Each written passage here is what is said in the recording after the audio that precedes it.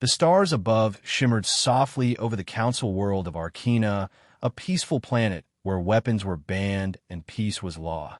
The Galactic Council was in session, the grand hall filled with representatives from hundreds of species seated in curved rows under the glowing dome.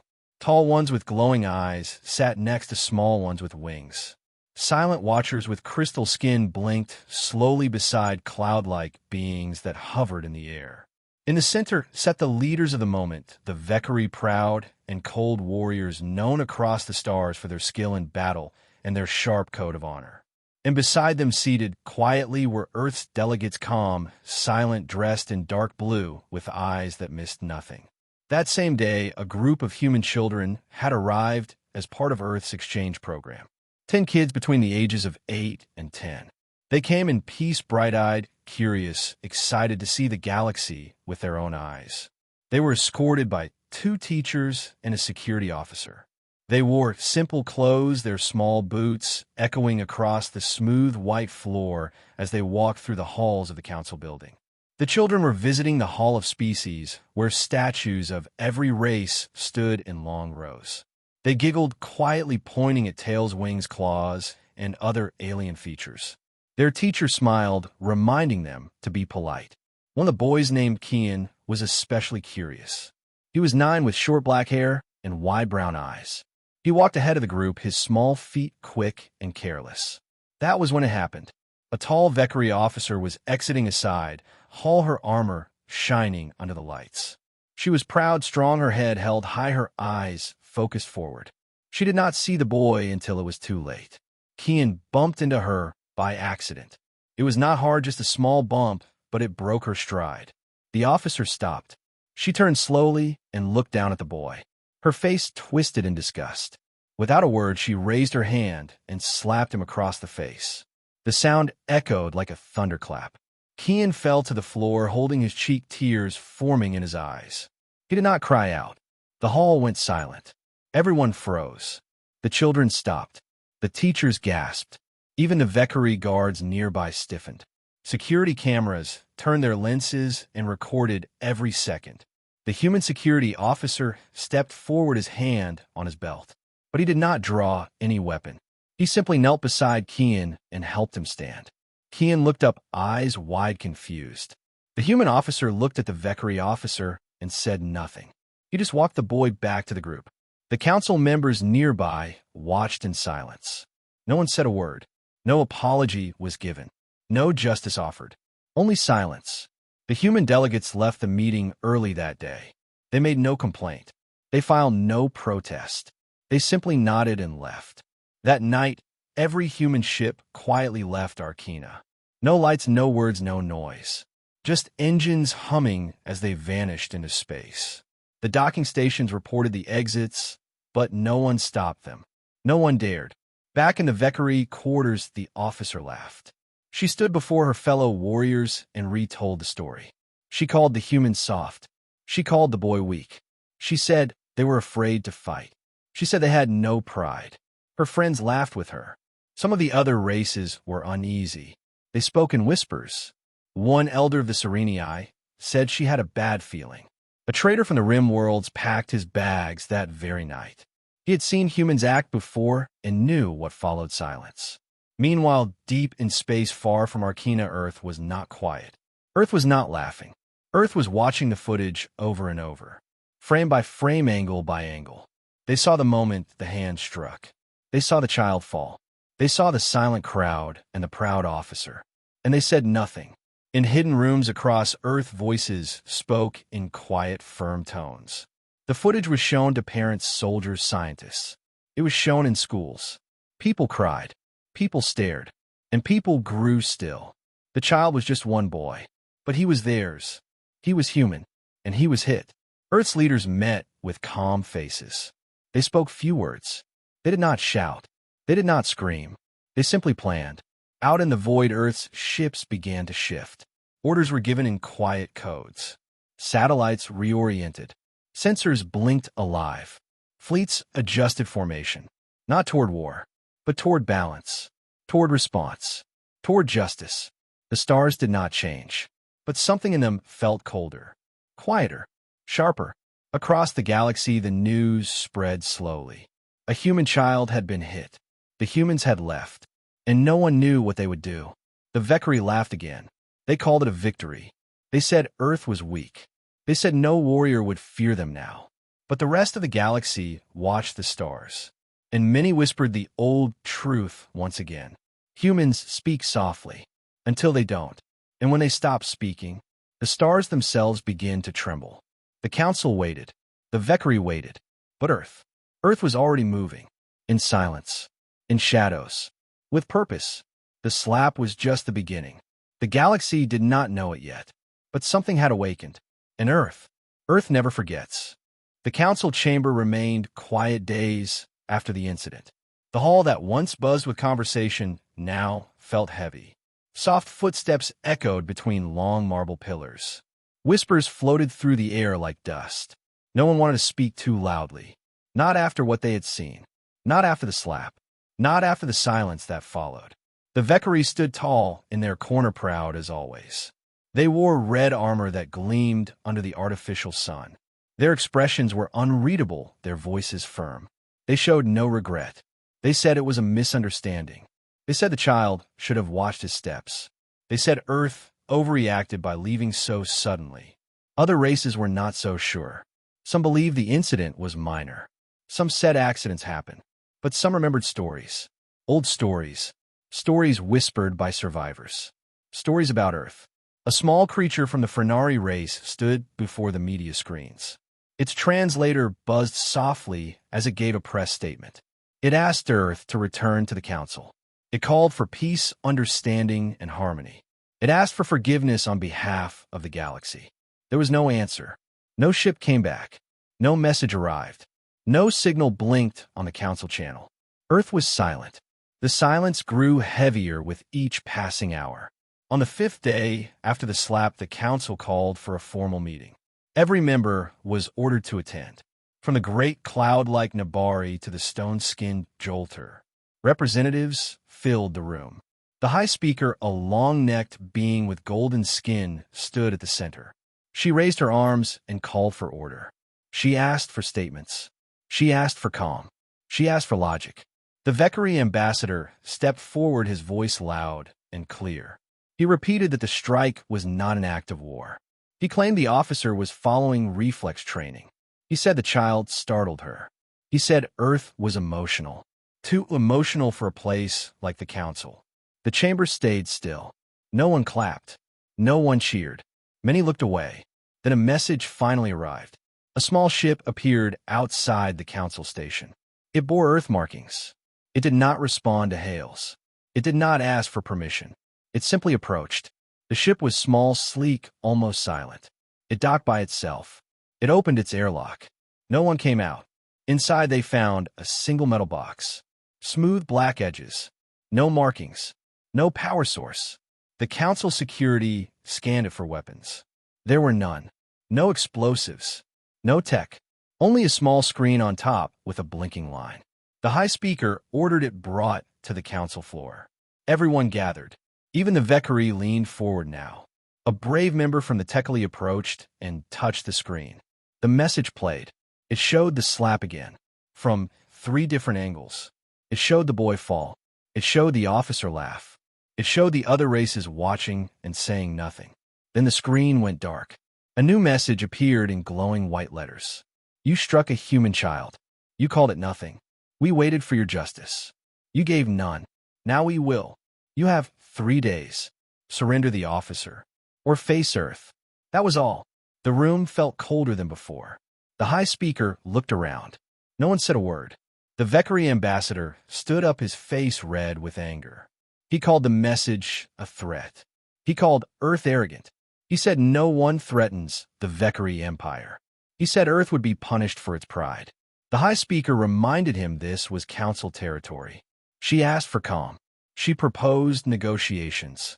But it was too late. 3 days passed. Earth said nothing more. No new messages. No new ships. Only silence. But the galaxy began to feel different. Outposts near Earth's space reported strange signals. Vessels vanishing without trace. Military satellites blinking off for a moment, then returning with damaged memory. Ships carrying supplies to Valkyrie stations went missing. Drones found their remains in empty space. No signs of attack, just silence and cold.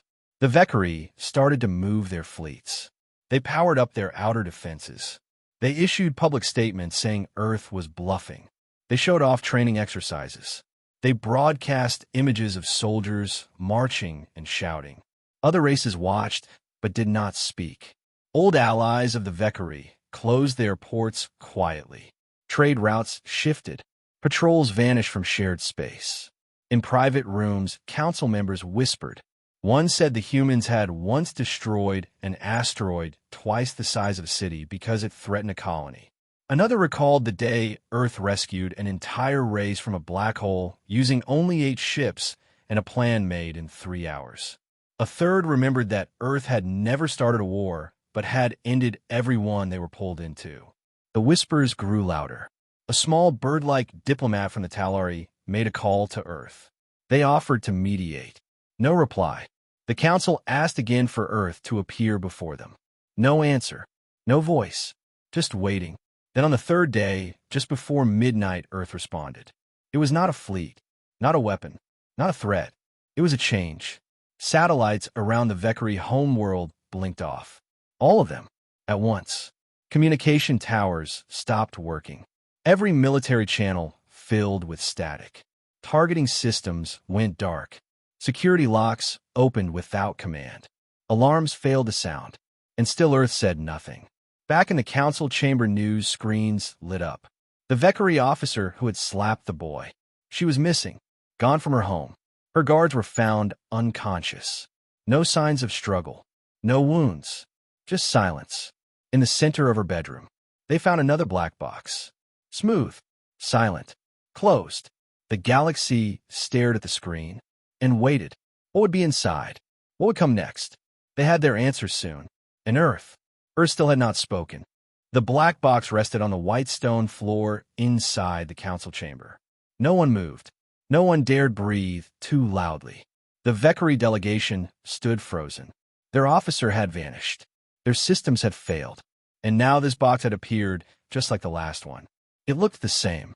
Smooth black metal, no lights. Just one glowing line across the top, pulsing slowly like a heartbeat. Security teams scanned it again. No weapons. No energy readings. No movement. The high speaker gave a signal. The brave Tekali diplomat once more stepped forward.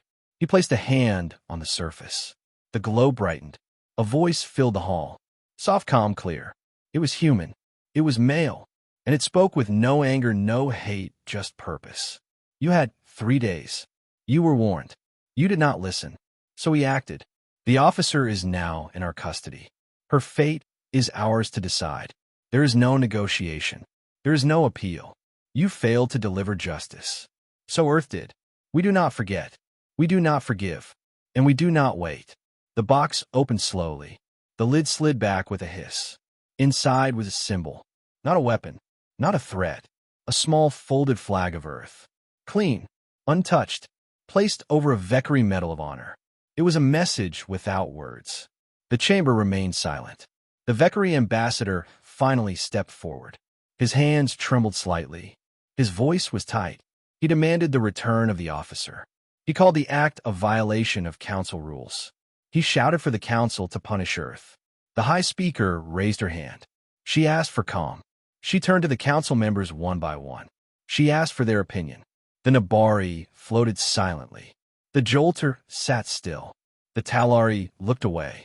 No one supported the Valkyrie. Not one. They had seen the footage. They had seen the silence. And now they had seen the response. The Valkyrie stormed out of the chamber. Across the galaxy, news spread. The box. The voice. The flag. The medal. Every world played the recording. Every race listened. Children asked questions. Elders gave no answers. Ships moved. Borders shifted. All without a single shot. On Earth, people watched from homes and cities. They did not cheer. They did not clap. They simply nodded. A child had been harmed. And justice had been delivered.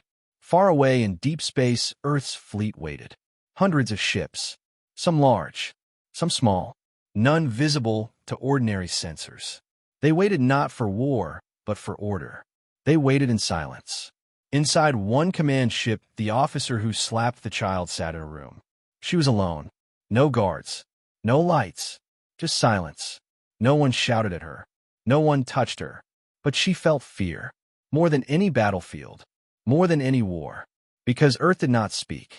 And silence was worse than rage. She remembered the slap. She remembered the look on the boy's face. Not anger. Not pain. Just surprise. Now she sat in that cold room. And waited. The council sent a request to Earth. They asked for peace. They asked for dialogue. They asked for mercy. Earth responded with a single sentence. We will speak when ready. That was all. The council met again. This time without the Vekari.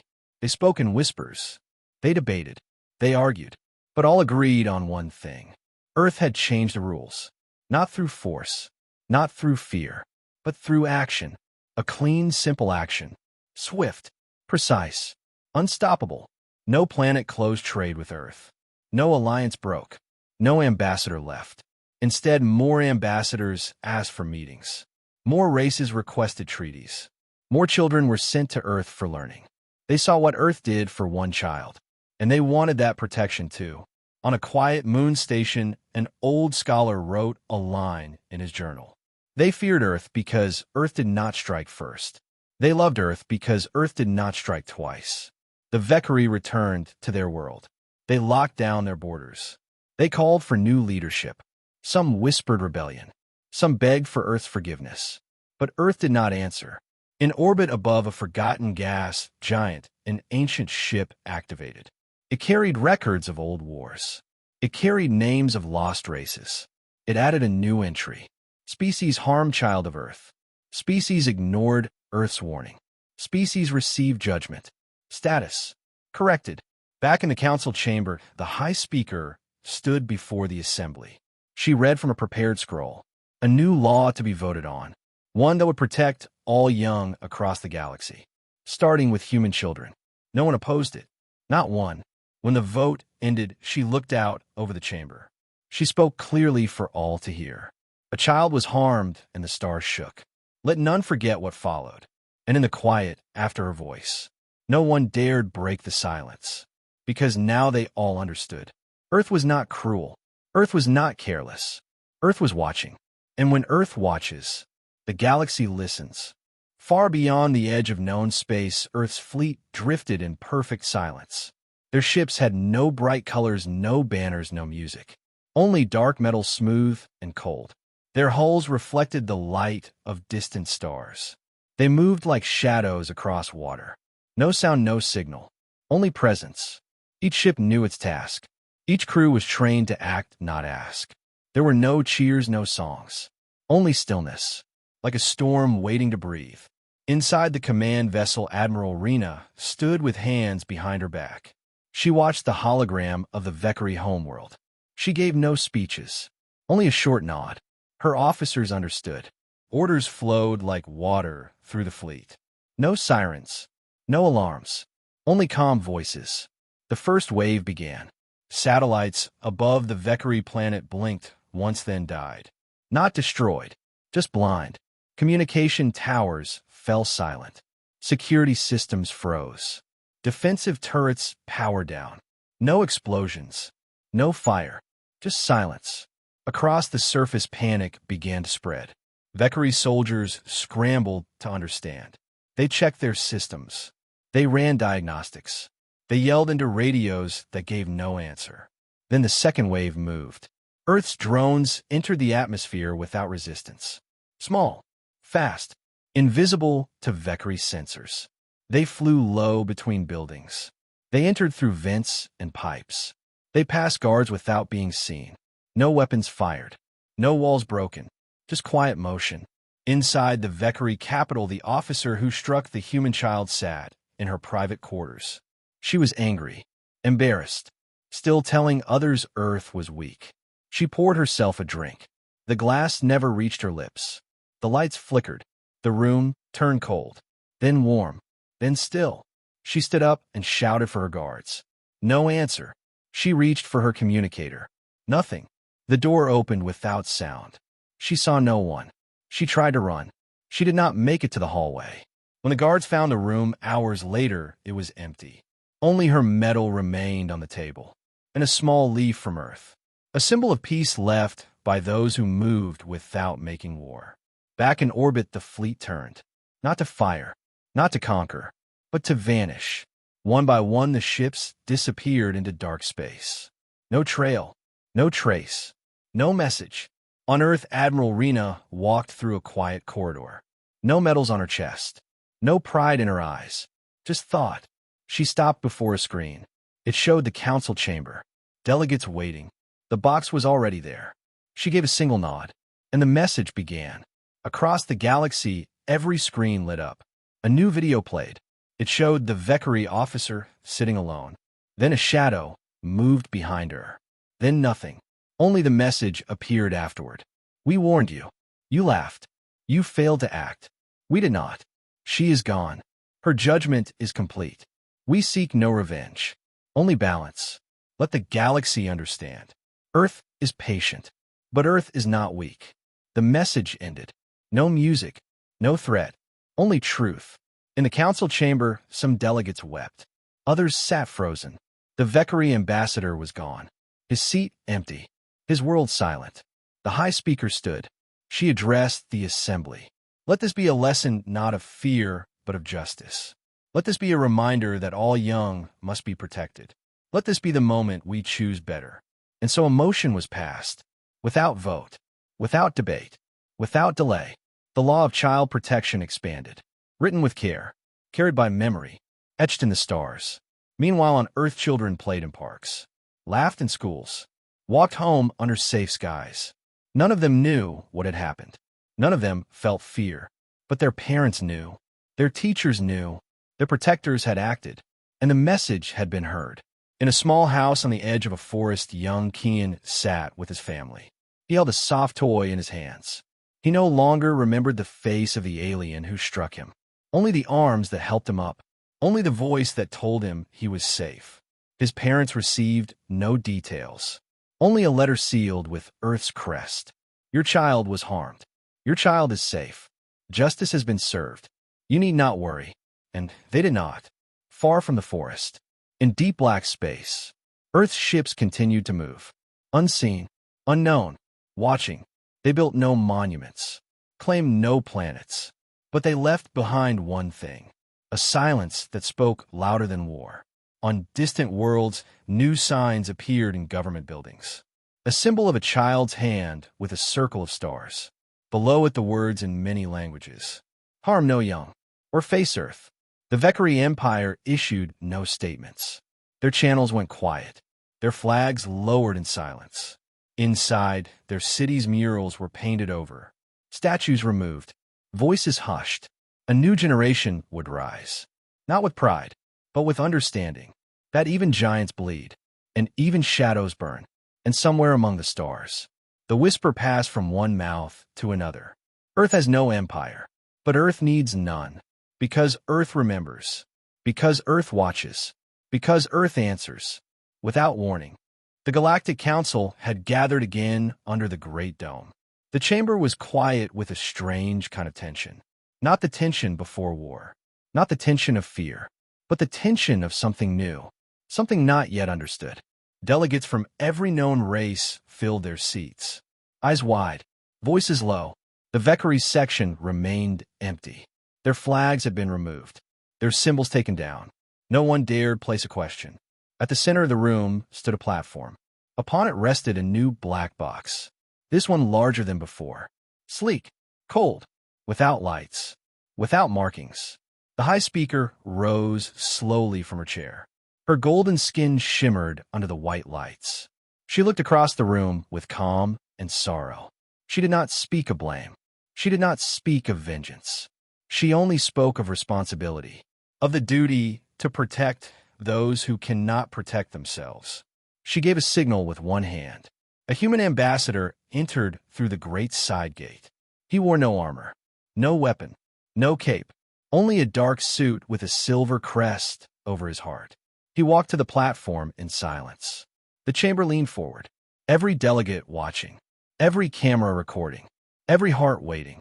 He opened the box. Inside was the head of the Vekari officer, placed carefully upon a cloth with the Earth emblem. No blood, no damage, just the expression she had worn the moment before her capture. The silence in the room grew deeper. Some delegates gasped. Others turned their eyes. A few lowered their heads. The human did not raise his voice. He spoke plainly, each word soft, each sentence sharp. Earth does not seek to rule. Earth does not seek war. Earth does not demand tribute. Earth asks only for respect, for peace, for protection of our young, for justice when justice is denied. She struck a child, and your council watched. She walked free, and your chambers stayed silent. We waited. You did nothing. So we did. Her death was not revenge. It was the closing of a door you left open. You will not open it again. He stepped back, closed the box, and waited. The High Speaker walked forward. She placed her hands upon the council stone. She asked the chamber to vote on a new law, one that would declare harm to any young being as a crime against peace. With no exceptions, no delays, no excuses. The chamber voted without a single voice raised against. The law passed. A new symbol was created, a silver hand cradling a star, to be displayed in every council world, to remind all who enter that children are not targets. That weakness is not permission. That silence will no longer protect the cruel. Outside the chamber, the public gathered. They watched the vote with wide eyes. With tight hearts, they whispered the words to one another. Earth does not rule. Earth does not ask. Earth acts. On distant worlds, monuments were built to mark the moment. Not statues of Earth's ships. Not carvings of warriors.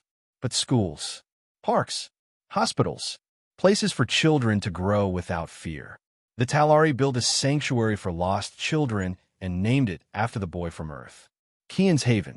It welcomed young ones from every species, protected by walls that bore the symbol of Earth's silent hand. The Jolter passed laws of their own, making it a crime to speak harshly to a child, to neglect them, to fail them. And across the stars, the message spread. Do not strike the innocent. Do not test Earth's patience. Do not think silence means surrender. In the deep space between worlds, Earth's fleets returned to patrol routes. They never landed, never stayed, but always moved. Their presence was not loud, but it was known.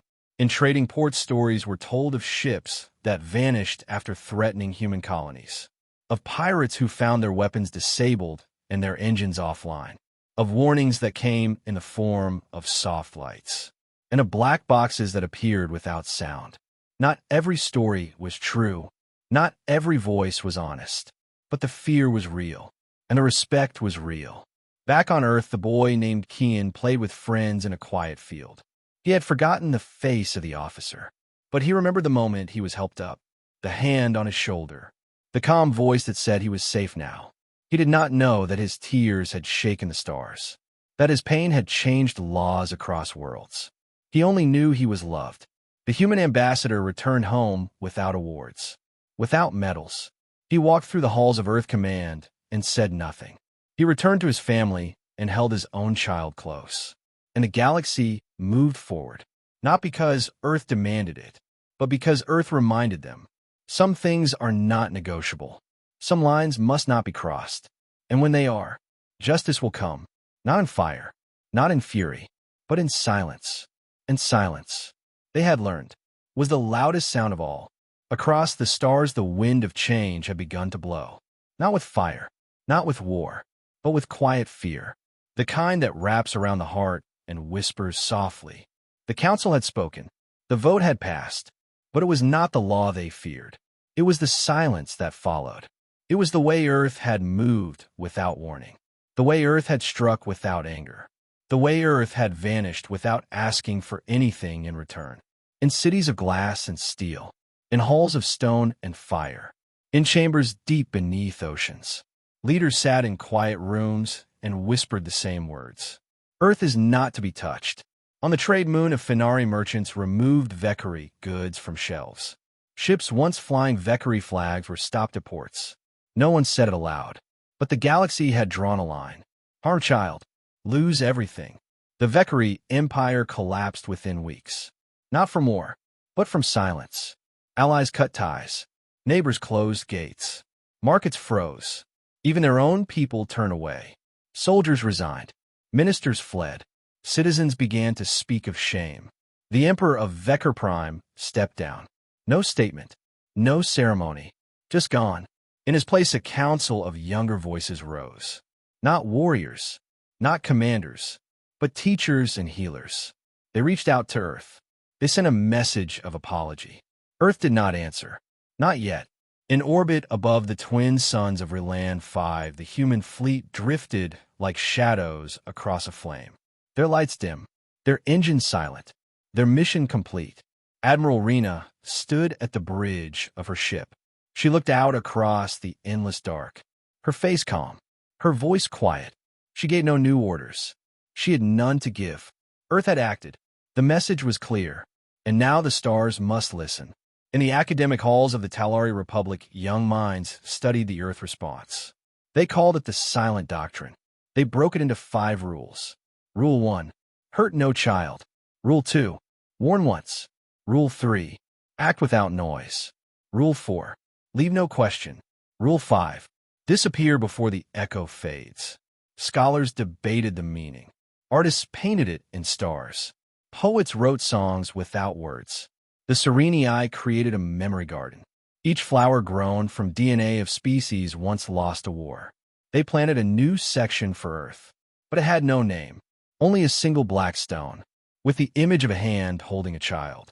On remote mining stations, children now walked safely. Even among strangers. Even among machines.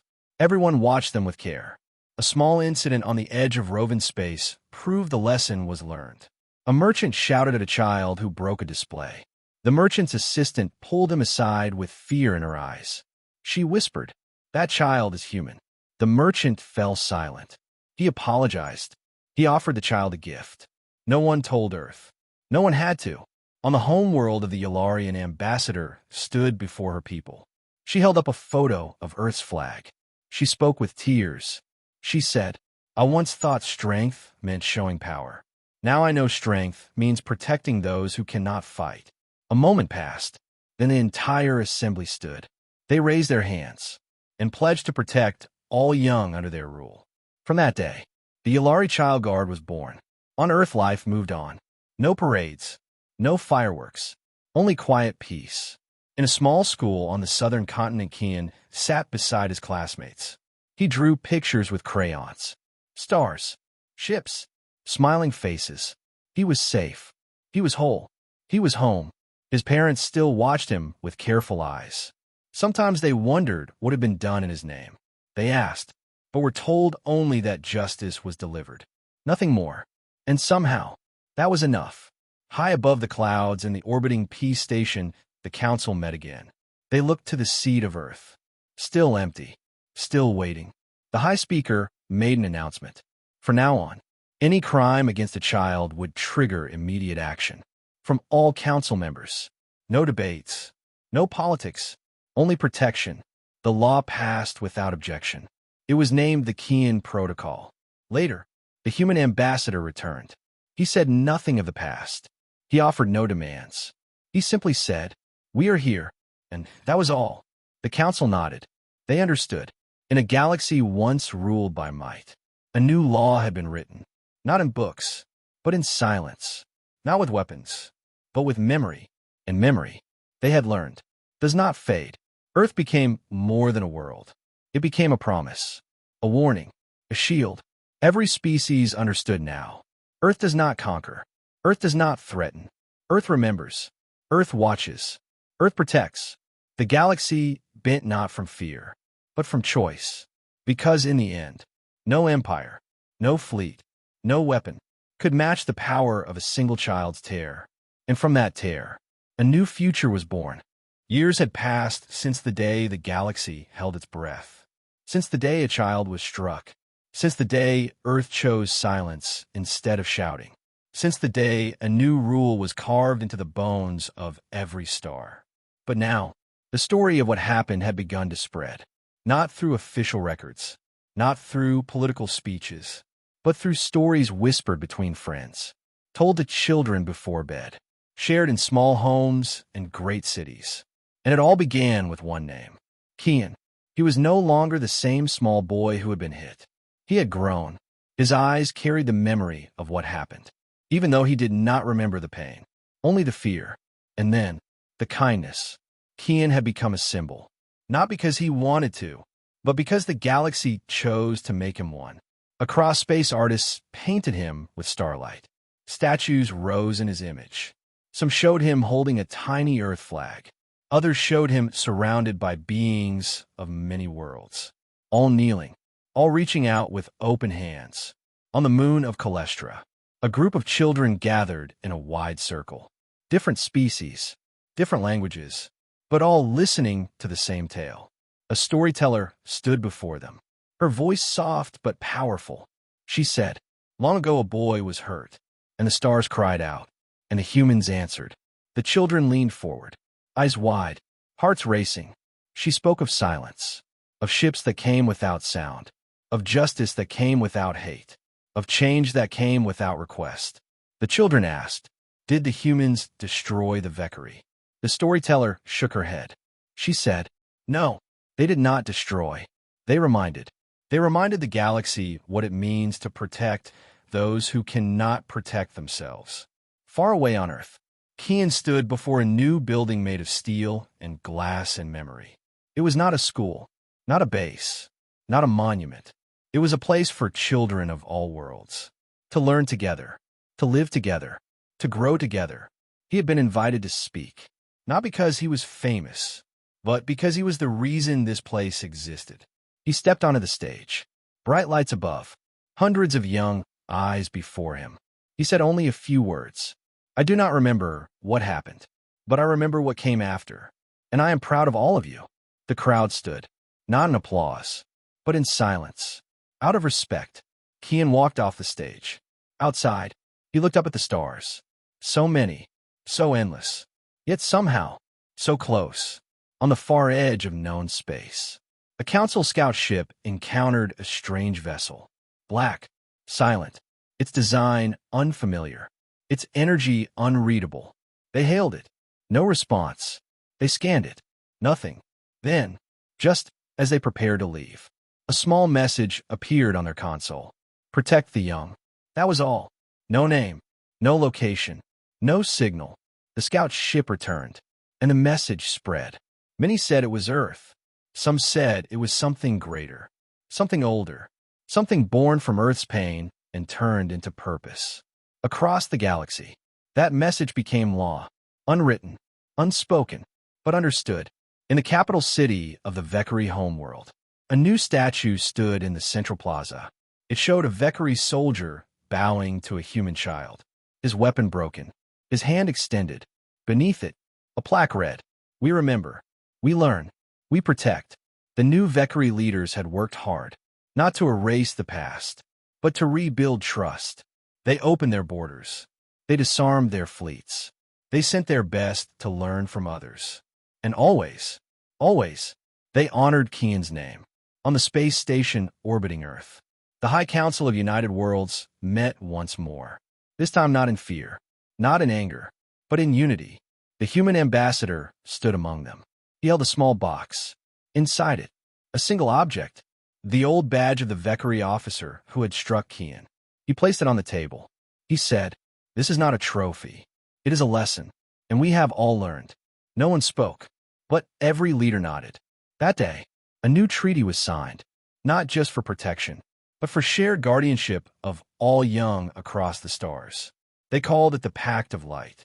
And Earth, without force, without threat, had become the center of something greater than power. It had become the keeper of a promise. That promise was not written in laws, not carved in stone, but felt in the hearts of every parent, every teacher, every child. A promise that no child would be harmed without consequence. That silence would no longer be weakness. That justice could speak with calm hands. And far from all of it, in a small village on Earth, Kian played in the fields. He laughed with friends from many worlds. He ran beneath skies filled with ships and dreams. He was just a boy again. No titles, no fame, and maybe that was the greatest justice of all. Because the stars had not made him a hero, they had made him safe. And in doing so, they had made themselves better. End of part 7, Word Count.